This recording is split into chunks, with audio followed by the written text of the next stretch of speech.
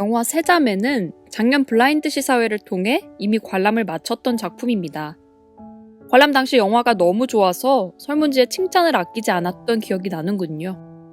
정식 개봉을 하면 또 한 번 더 봐야지 라며 벼르고 있었는데 여러 가지 사정상 한 해가 지난 지금에야 개봉을 했네요. 블라인드 시사회와 비교하면 거의 바뀐 게 없다고 생각됩니다. 너무 오래전의 기억이라 가물가물한 것도 있겠지만 개봉 연기의 이유가 작품의 문제라기보단 외적인 문제라 사실 바뀔 필요는 없었겠죠. 그럼에도 이 영화는 저에게 또 다른 새로움을 줬습니다.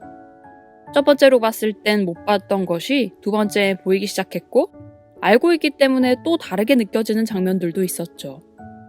좋은 영화는 전개와 결말을 알더라도 다시 찾게 만든다라는 말이 있습니다. 세자매는 저에게 그런 영화였던 것 같군요. 감독과 배우들의 섬세함이 좋았던 영화. 영화 제작 기초의 내재적 분석 시작하겠습니다. 이승원 감독의 세자매입니다. 배급사인 리틀빅 픽처스는 저예산 상업영화와 독립영화를 배급하는 곳입니다. 뭐 폭망한 영화도 있겠지만 작품의 가치를 돈으로만 따질 수 없는 만큼 양질의 영화도 많았고 매니아를 자극하는 작품도 많았죠. 세자매 또한 마찬가지입니다. 문소리와 장윤주라는 익히 아는 배우가 나오지만 상업영화와는 그 궤를 달리하고 있죠. 특히 이야기의 구조면에서는 독립영화와 유사합니다.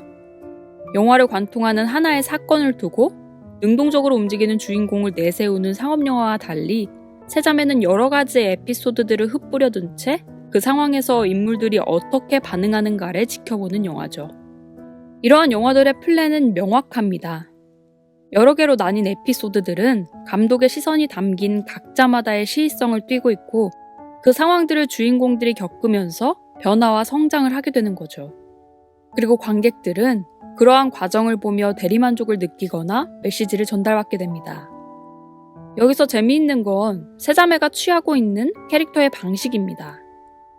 많은 독립영화들이 변화와 성장을 좀 더 쉽고 명확하게 보여주기 위해서 영화의 전반부 캐릭터의 전사를 굉장히 뚜렷하게 설정하죠.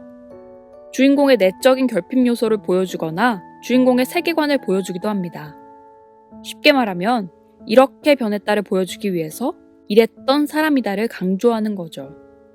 다만 세자매의 주인공들은 시작부터 어느 정도는 변화를 마친 인물처럼 보입니다.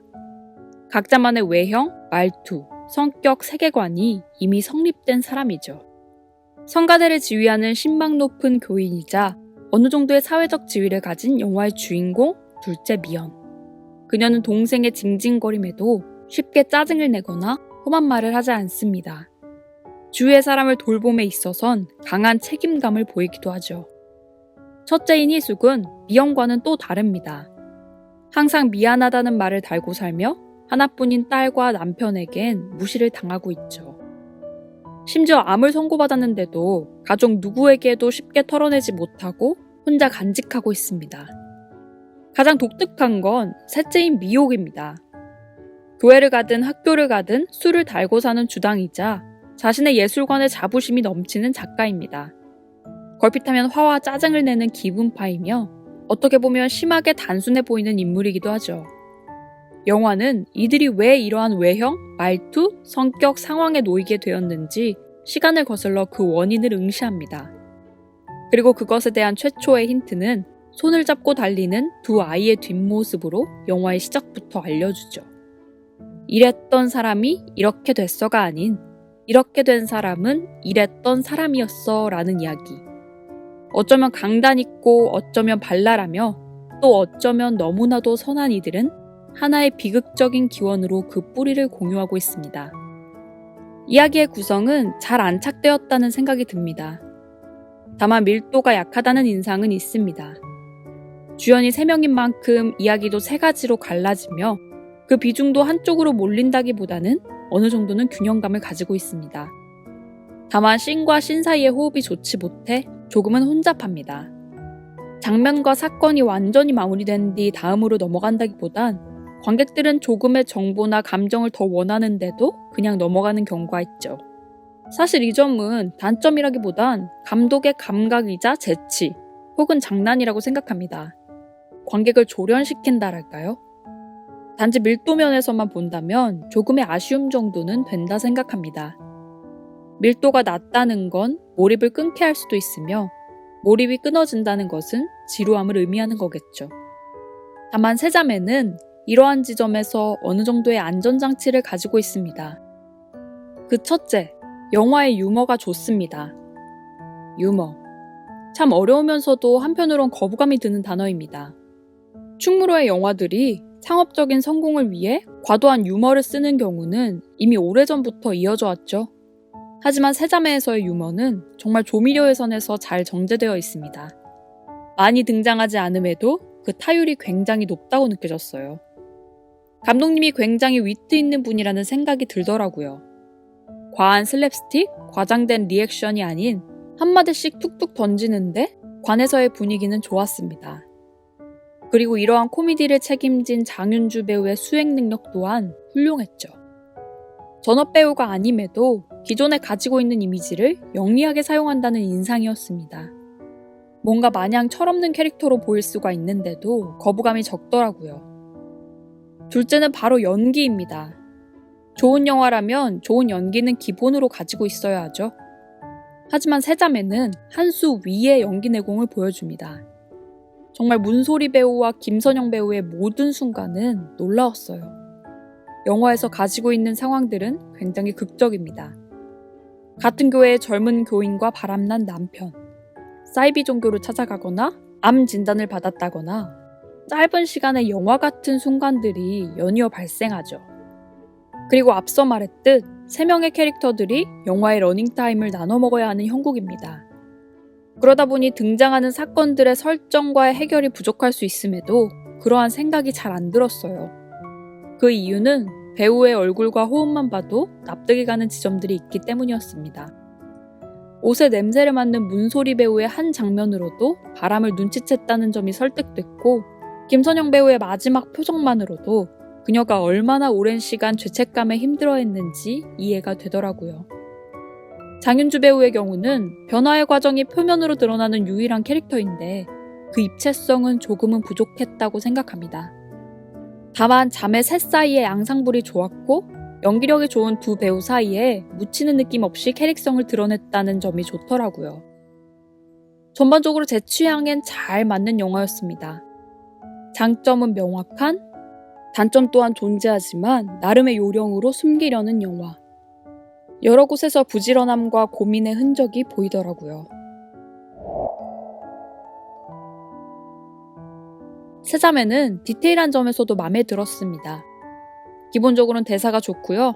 상황이나 인물의 묘사 또한 사실적입니다. 진짜 미혹 같은 예술인들은 술 좀 먹다 보면 정말 많이 만나거든요. 하는 대사들도 음성 지원이 되듯 똑같은 멘트를 치더라고요. 그 외에도 여러 가지 있겠지만 그중 가장 좋았던 건 세심한 곳에서의 친절함이었습니다. 세자매는 가족을 소재로 한 드라마 장르의 영화입니다. 그리고 영화에서 나오는 가족은 조금은 특별하죠. 세자매라 하지만 이들은 배다른 자매입니다. 그리고 첫째인 희숙에겐 지금의 엄마는 계모이며 셋째인 미옥은 지금의 아들에게 또한 계모입니다. 사실 배다른 형제, 계모의 뜻이 사전적 의미로만 본다면 나쁜 뜻이 아니죠. 하지만 그간 많은 매체에서 그 이미지를 쉽게 사용했고 많은 사람들에게 선입견을 심어왔습니다. 그리고 최근 실제로도 천인공노할 사건 또한 있었죠. 다만 세자매에서는 이러한 외적 선입견을 탈피해 영화의 내적인 설정을 기반으로 그 관계를 응시합니다. 새엄마기 때문에 아들과 친구처럼 지낼 수 있거나 배다른 자매임에도 같은 아픔을 공유했기에 서로를 이해할 수 있죠. 영화에서 등장하는 관계들 중 핵심 갈등을 가지고 있는 건 실질적인 피를 나눈 아빠와 딸의 관계뿐이지 새엄마와 배다른 자매의 관계는 영화가 진행되면서 전부 회복됩니다. 감독님께서 가정폭력은 영화에서 표현된 것 중 하나지 영화를 통해 그리고 싶었던 것은 가족의 관계에 대한 것이다 라는 말이 이해가 되더군요. 물론 좋은 영화임에도 이 영화 또한 불호를 부를 요소나 개인적인 아쉬움이 있습니다.